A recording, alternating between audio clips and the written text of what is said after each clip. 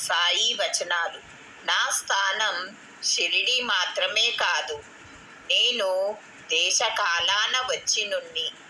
భక్తి భావంతో నా ఎదుట చేతులు చాచితే రాత్రింబవళ్ళు మీ వద్ద నిలబడి ఉంటాను.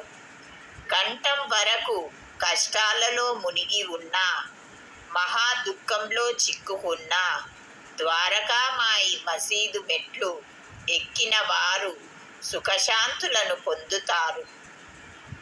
సాయి చరణాలు పవిత్రమైనవి. వీటి యందు పూర్తి విశ్వాసముంచండి. మీ చింత అశాంతి దూరమై కృతార్థులవుతారు. నా ప్రాణం పోయిన తరువాత మీ కళ్ళకు కనిపించకుండా పోతానని చింతపెట్టుకోకండి. నా సమాధి నుండి నా ఎముకలు మీకు ధైర్యాన్ని కలిగిస్తాయి. నా సమాధి కూడా మీతో మాట్లాడుతుంది. మీరు ఎవరిని దూషించినా నాకు దుఃఖం కలుగుతుంది. మన మంచి మన దగ్గర ఉంటుంది. ఇతరులకు నచ్చేలాగా ఎంతవరకు మాట్లాడగలరో అంతే మాట్లాడాలి. ఎంత జీర్ణమవుతుందో అంతే తినాలి, లేకపోతే అజీర్ణమవుతుంది.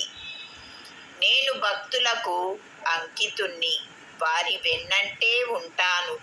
నేనెప్పుడూ ప్రేమనే కోరుతాను, పిలిచిన వెంటనే పలుకుతాను. మీరెక్కడున్నా సరే, ఏం చేస్తున్నా సరే, మీ విషయాలన్నీ నాకు సంపూర్ణంగా తెలుస్తాయన్న విషయాన్ని ఎప్పుడూ గుర్తించుకోండి. ఎవరి నుండైనా సరే పని చేయించుకొని వారి శ్రమ ఫలితాన్ని ఉచితంగా లేశమైనా తీసుకోరాదు. ఏ రుణాలు బంధం లేకుండా ఎవరైనా కానీ ఎక్కడికి పోరు. పశుపక్షులైనా అంతే.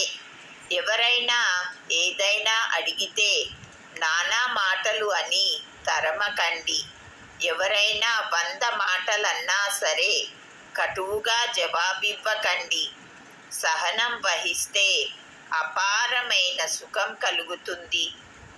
మీ కొరకు మీ సంకటాలను నేననుభవిస్తాను.